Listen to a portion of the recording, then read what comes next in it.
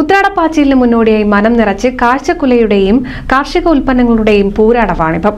എടപ്പാളിൽ ഭീമൻ തുമ്പിയും ശ്രദ്ധേയമാവുന്നു. കാഴ്ചക്കുലയുടെയും കാർഷിക ഉൽപ്പന്നങ്ങളുടെയും പ്രദർശനവും വിൽപ്പനയുമായി എടപ്പാൾ പൂരാട വാണിഭം ആഘോഷപൂർവ്വം നടന്നു. മലപ്പുറം, തൃശൂർ, പാലക്കാട് ജില്ലകളിൽ നിന്ന് കൊണ്ടുവന്ന കാഴ്ചക്കുലകളായിരുന്നു പൂരാട വാണിഭത്തിന്റെ പ്രധാന ആകർഷണം.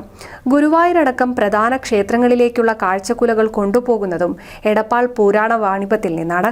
മണൽ ചിത്ര കലാകാരനായ ഉദയൻ എടപ്പാളിന്റെ നേതൃത്വത്തിൽ 20 കലാകാരന്മാർ ഒരുക്കിയ 20 അടിയോളം വലിപ്പമുള്ള ഓണപ്പൂവും ഓണത്തുമ്പിയുമാണ് ഇത്തവണത്തെ വിസ്മയ കാഴ്ച.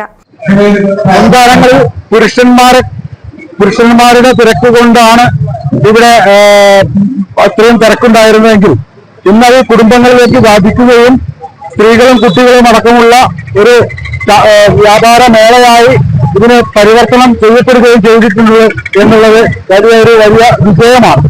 ഓരോ വർഷവും എടപ്പാൾ പൂരാട വാണിഭാഘോഷത്തിന്റെ പൊലിമ കൂട്ടി നഷ്ടപ്പെട്ട പ്രതാപം വീണ്ടെടുക്കാനുള്ള ശ്രമത്തിലാണ് സംഘാടകർ. NCV news, Edappal.